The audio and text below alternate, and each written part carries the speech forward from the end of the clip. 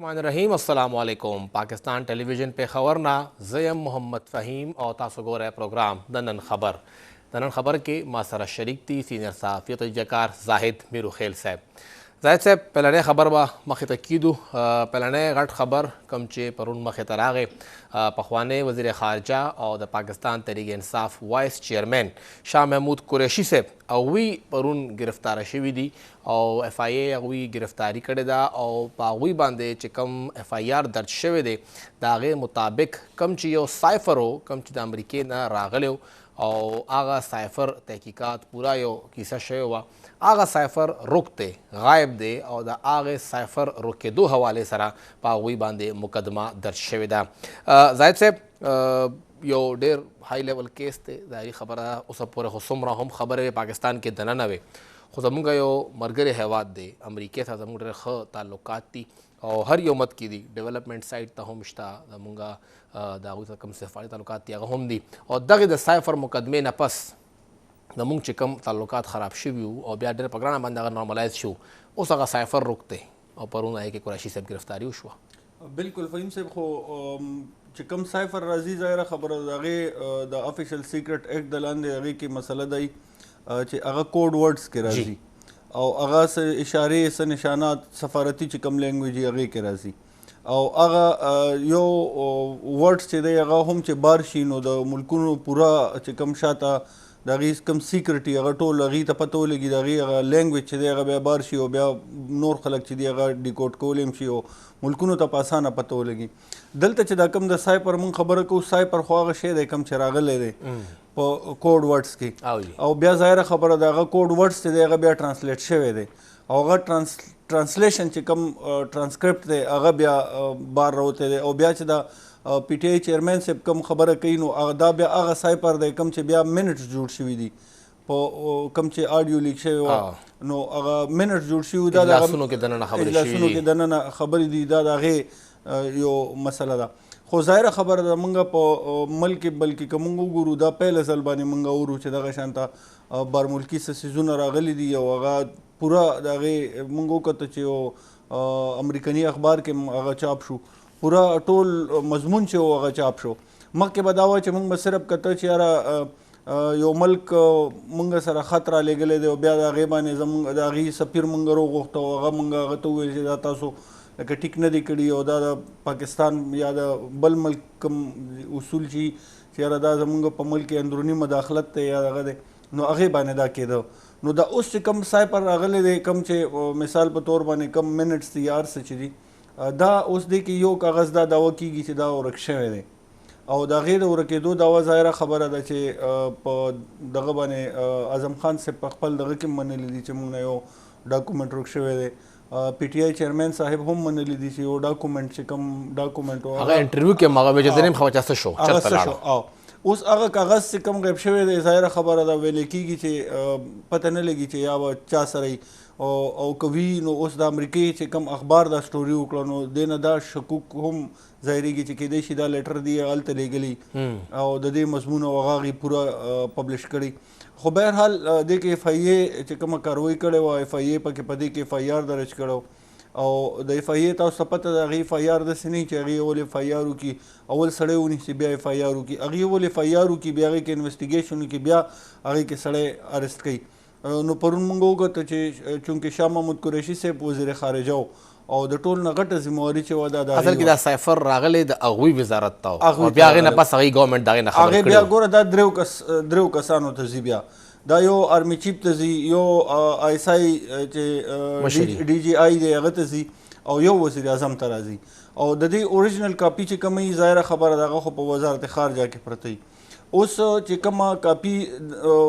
दा कापियानो ददी ब्या दा हिसाबी फ़हीम साहब चे ददी खपल यो टाइम दे 15 रोज़ 10 रोज़ पस दा कापी वापस दी वजारत ख़ारजा ता अलत जमा कीगी दा कमे दरे कापियानो चलाड़ शी दा दी दा पारा नहीं दा सिर्फ दी उगुरी और वापस बेल तलाड़ शी उससे come the army chief copy दा गम मौजूदा दा चिकम GHQ ते तलेवा कम चे DGI ते तलेवा पारे ता गम मौजूदा दा और वज़ीर आज़म साहब तो चिकम कापी रागले वो आगा कापी न दा वापस शवे बल्कि आज़म खान साहब दोबारा यो रिक्वेस्ट रही था करो کوم چې سیکرټري خارجه او سهیل صاحب هغه ته باقاعده ریکویسټ کړو چې موږ هغه کاپي ورکړه شوې که تاسو سره یو کاپي افیشل نو موږ ته یو کاپي بله راکړئ. نو د هغې نه بیا دا پته ولګېده چې ردي سره کومه کاپي غیبه شوې ده. نو یو خو یو ډاکومنټ داسې راشي چې هغه صرف ستا دپاره وي، نو که هغه ته وشلې یا زیات کاغذونه خو دې شلی یم که نه وسوځئ ختم یې کړي. نو دا داسې لیټر و چې دا د دې واپسي ضروري وه. دا چونکې هلته واپس لاندړ نو د دې پته ولګېده. دې کې بېګا د پی ټي آی چیرمین صاحب هم په دې کې اریسټ شوی دی په یوازې شاه محمود قریشي نه دی، سایپر کیس کې چې پی ټي آی چیرمین دی اټک جیل کې هغه هم اریسټ شوی دی او د هغه خلاف هم کاروایي چالو شوې ده. نو دې کې نور چې کوم کسان دي ظاهره خبره ده هغې به هم اوس انویسټیګیشن کېږي او هغه به هم په دې کې ګرفتاریږي، ځکه چې دا د افیشل سیکرټ ایکټ چې دی د هغې اوریجنل چې کومه خلاف ورزي ده هغه ګڼلی کېږي چې همدا زاهد صاحب لږ بیا تاسو په دې پوهې کې یو بل خبر هم انتهایي مهم دی، لږ دام شاملو او بیا د زاهد صاحب نه د بل خبر او د پیلني خبر لږ موازنه پکار ده. هغه دا ده چې د خیبر پښتونخوا چې کوم دغه شپږ اووه میاشتې نگران وزارت تیر شو، هغې کې یو نگران وزیر صاحب منظور افریدي صاحب چا سره د ایکسایز ډپارټمنټ و هغوی 4 ګاډي ځان سره وړي دي او دې حوالې سره چې کوم د پېښور د ایکسایز ډپارټمنټ ویر هاوس دی هغوی یو خط لیکلی دی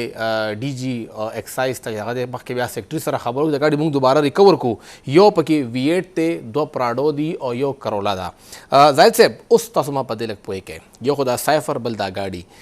دا که څوک هم په کرسۍ ناست دي، که وزیر اعظم وي که وزیر وي، دا سره سم وړي شي څه تپوس اپوس نشته. ګوره ظاهره خبره ده چې کله وزیر راشي نو هغه سره ډېر محکمې ډېر پراجیکټس چې دي کوم هغه انوالو وي. یو خو د هغه خپله یو محکمه وي د هغې نه هغه ته مراعات میلاویږي، بیا په هغه محکمې کې دننه پراجیکټ وي د هغه پراجیکټو نه هغه ته مراعات میلاویږي. ټیک ده. او هغه سره ذیلي چې کوم اداري ډایرکټریټ او ورسره ذیلي افیسز شو ډسټرکټ افیسز شو د هغې نه ورته مراعات میلاویږي او څیزونه میلاویږي. یو دی کې محکمه انتظامیه چې موږ څه ته وایو اسټیبلیشمنټ یا ایډمنسټریشن چې کوم دی د هغې هم څه څیزونه چې دي مراعات هغې هم ورکوي. ټیک ده. اوس چې کومه محکمه ده نو ظاهره خبره ده کوم سړی چې د محکمې نه ځي د هغه څیزونه چې دي هغه خو هغه نه ختم شي، لکه کرسۍ هم ته هغه ټایم کې پاتې شي، ټلیفون هر یو څیز که نور څه انټرټینمنټ خرچه مرچه یې خو په هغه ځای باندې پاتې شي، ګاډي چې کوم ګاډی ورکړی هغه هم په هغه ځای باندې پاتې شي. دلته اوس مسله دا شي چې د ایډمنسټریشن ډپارټمنټ چې دی دا براہ راست هغه سره نه دی لینک هغه وزیر سره. نو دی چې کوم ګاډي یا سامان ورکړی امارات ورکړی هغه د هغه تپوس څوک نه کوي، فلحال څو ورځو کې خو د هغې تپوس نه کوي هغه بوځي. بله موږ ته یو اسانه خبره دا ده چې زمونږ تاسو د ایکسایز ډپارټمنټ خبر وکړه، ایکسایز ډپارټمنټ پوره داسې دی چې د دې سره ډېر وسایل دي او ګاډي ورسره ډېر زیات دي. نو دا یوازې نه چې خپل وزیر له ګاډي ورکوي، دا نورو له هم ګاډي ورکوي او صرف نور وزیرانو له نور خلکو له هم ورکوي، عامو خلکو له هم ورکوي، صحافیان هم پای کې شامل دي، هغوی مخلي ایون پولیس والا دا ګاډي استعمالوي. بالکل صحافیانو له هم ورکوي. دې کې عدالتونو څو پیرې حکم دی چې تاسو دا ګاډي چې دی دا واپس کړئ د دې نه. افیشل پېښور های کورټ هم کړي دي، سیشن ججان هم کړي دي، نورو مختلف عدالتونو هم دا فیصلې کړي چې تاسو دا ګاډي د دې خلکو نه واپس کړئ. دا دي فهیم صاحب دا دي په سپردارۍ باندې اخلي. سپردارۍ قانون داسې دی چې یو ګاډی دی سره ولاړ دی، یو سړی لاړ عدالت ته او هغه دا وویل چې یاره دا ګاډی ما ته پکار دی او دا زه وباسم، نو هغه ګاډی هغه له عدالت ورکوي. خو مسله دا ده چې دلته موږ وګورو عدالتونو ګاډي نه دي ورکړي، براہ راست محکمو ورکړي دي. د منظور صاحب خبره دا وه چې منظور صاحب براہ راست د محکمه ایکسایز وزیرو، نو د چې کوم ګاډي اوښکي دي دا هولي سولي دا د محکمه ایکسایز خپل ګاډي دي، ایکسایز اینډ ټیکسیشن خپل ګاډي دي.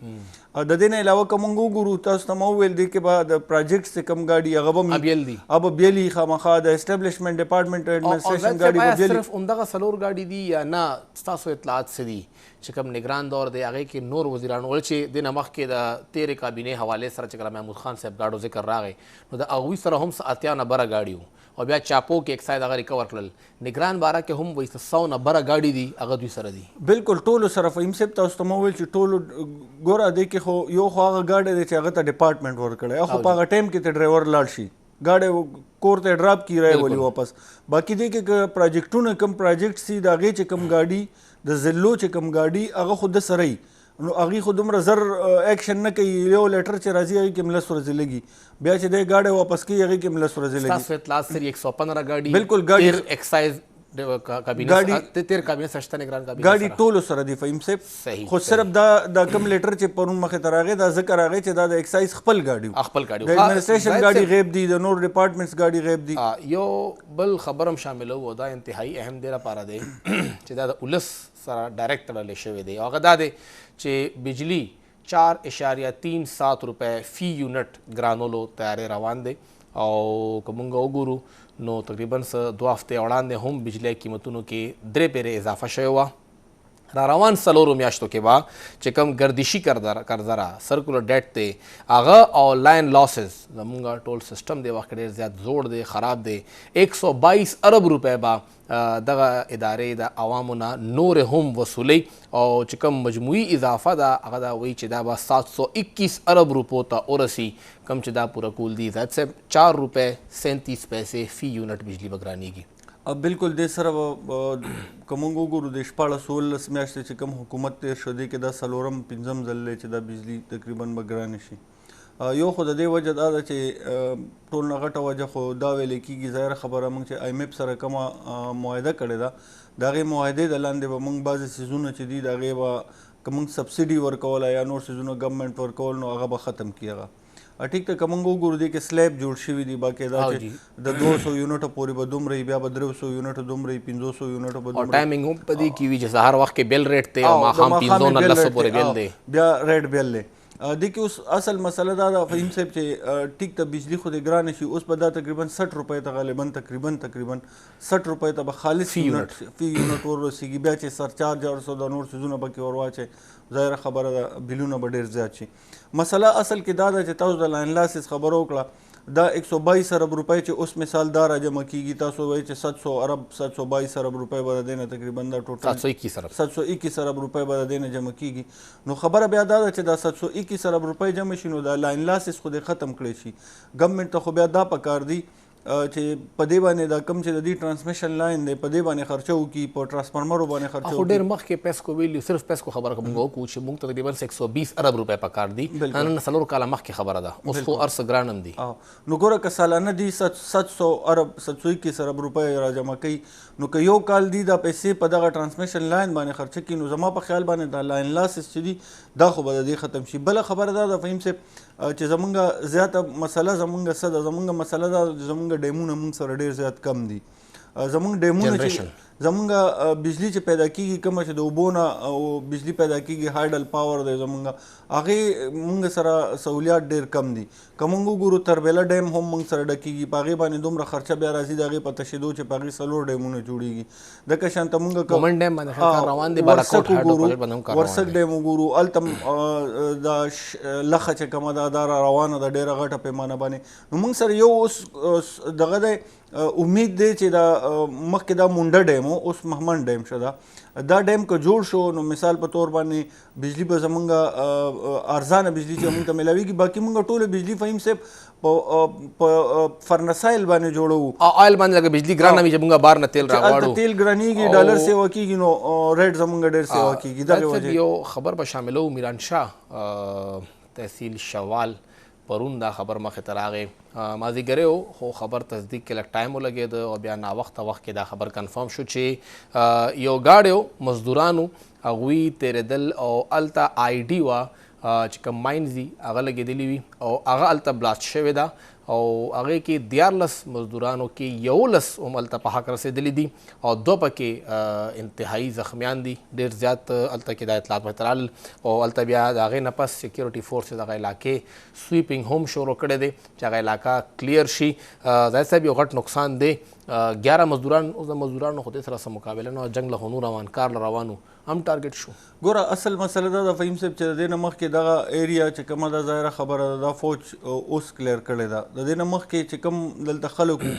نو هغې دا د جنګ یو ټیکټس دی خامخا یو دغه دی چې دی یو بل ته آی ډي چې کوم دیسي ساخته بم ورته یا موږ وایو یا ماینس چې کوم دي بارودي سورنګ چې کوم دي دا موږ وایو چې یاره ظاهره دا دي ښه دا تاسو چې کومه خبره وکړه دا دیسي ساخته بم دی دا دغلته چا فټ کړی ظاهره خبره ده کیدای شي دا د سیکورټي فورسز دپاره یا د نورو خلکو دپاره دا بم فټ شوی ماینس چې کله موږ خبره کوو د بارودي سورنګونو نو ظاهره خبره دا د یو فوج د بل فوج حوالې سره کوي موږ اوس د رشیا او یوکرین وار وګورو نو هلته موږ وګورو هلته ماینس چې دي ډېر زیات هغې خواره کړي دي نو دا خو ماینس خو تقریبا نشي کېدی او که ماینس هم نو بیا د هغه ماینس دي چې دا کم مخکې چې کم دغلته کله د تنظیم و هغې چې کله دغلته ډېر سرګرم و نو په هغه ټایم کې په د ډېرو علاقو کې دا ماینونه چې دي دا ښخ شوي دي خو دا پرون والا انسیډنټ ماته داسې ښکاري چې دا د سړک په غاړه چا دیسي ساخته بم ایښی او هغه بم چې دی ظاهره خبره ده بم بیا دا نه ګوري فهیم صاحب چې دا مزدور روان دی یا څوک روان دی د هغې خپل ټایم دی او هغه ټایم چې برابر شي ظاهره خبره ده هغه بیا بلاست کېږي صاحب یو بل خبر هم ډېر زیات مهم دی او هغه به مونږ لږ پېښور سره لینک کوو پخوانی گورنر شاه فرمان صاحب اول هغوی هغه کاوبای هیټ اچولی و هغې کې خپل ویډیو بیان جاری که او بیا بعد کې د هغې بیان نه پس تردید یا تصدیق دپاره چې کوم عام د یخنۍ ټوپی وي هغه واچوله او هغې نه پس بیا بیان جاری که او هغوی دا وایي چې نه خو زه نه زما رور او نه زما زوی مونږ به درې واړه انتخابي سیاست کې حصه نه اخلو زه خیر پارټۍ سره ولاړ یم دا خو یې ذکر وکړ خو زه به ورکر مخې ته راولم زاهد صاحب شاه فرمان صاحب خو اصلي هم دومره څه پالیټکس کې دومره اکټیو اوم نه ټیک ته چې څنګه هغه گورنر پاتې شوی دی خو حلقه کې دننه هغه عام انتخابات کې خپل سیټ بیله خوشدل صاحب ته وګټه یو د وګټه یو هغه بیله بیا بل سیټ چې که د خالي که گورنر شو نو د رور ودرېده هغه هم سیټ بیله او اوس آلریډي په ده باندې یو آئیني قدغن هم دی چې 2 کالو پورې الیکشن نشي کولی څه وزن شته دی خبره کې ګوره دا خو پرون کور کمیټۍ کې چې کوم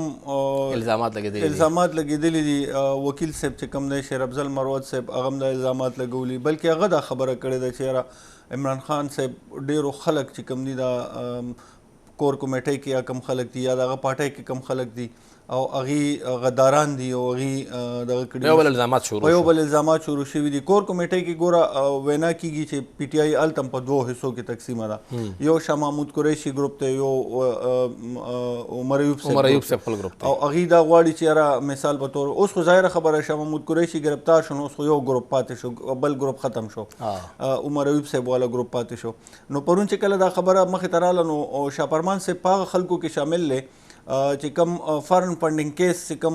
سپیشل یو 15 اکاونټونو هغې کې هم دا یو د دې په نوم باندې یو اکاونټ دی نو شاه فرمان صاحب زما په خیال باندې د پی ټي آی ته هغه نږدو خلکو کې او چې هغه د پارټۍ نه د چیرمین صاحب د طرف نه خو د وښکلو څه امکان نه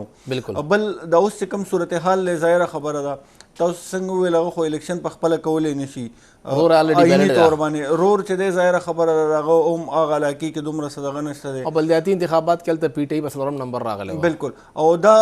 خو دا دعوه خو دوی کوي پی ټي آی خو دا دعوه کوي چې دلته موروثیت نشته دی نو دا خو جانشیني نه ده چې کله به روري کله به پلاري کله به زوی دا خو به نه وي که نه ظاهره خبره ده یو ورکر به هلته وي بل به ورکر ودرېږي خو زما خپل دا خیال دی چې شاه فرمان صاحب باندې مخکې څه قانوني څیزونه را روان دي نو هغه اصل کې ځان خلاصولو دپاره هغه ته یو مکمل اورېدل ګوره هغه که مثال په طور باندې په ټي وي راغلی وی یا پریس کانفرنس کړی وی یا ویلي وی د نورو خلکو په شان چې زه د پارټۍ نه لا تعلقي اظهار کوم نو بیا به شاه فرمان صاحب باندې ډېرې ګوتې اوچتېدلې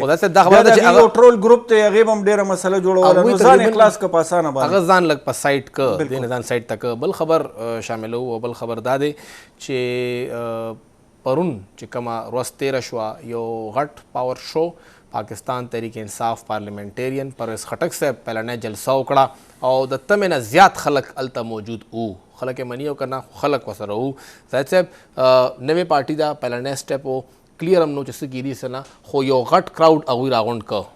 ګوره دغه حلقه چونکې ظاهره خبره تاسو ته پته ده چې دې کې 3 حلقې چې دي دا پرویز خټک صاحب ګټلې وې او جی بالکل یو د هغه زوی ګټلې وه یو د هغه رور ګټلې وه یو هغه په خپله قومي اسمبلي ګټلې وه نو دغلته خو د هغه دغه 3 حلقې کې و فهیم صاحب هغه نه ښه کافي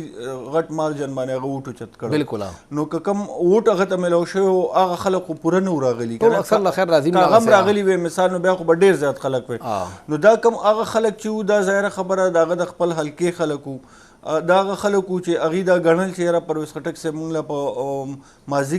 قریب کې موږ له ډېر کارونه کړي دي، بلکې موږ وګورو د 1988 نه هغه په دې پارلیماني سیاست کې بالکل هغه ځای له ناظم پاتې شوی دی. نو ظاهره خبره ده درې پیل اریګیشن منسټر پاتې شوی دی، وزیر اعلی پاتې شوی دی، وزیر دفاع پاتې شوی دی. بهرحال د خلکو په کمه ډېره وه چې یاره ډېر خلک به راشي، نور بم ډېر راشي، خو بیا هم د ډېرو خلکو خو دا هم تمه وه چې دې سره خو کارکون شته دی نه، خو بیا هم هغوی خپل هلته پوره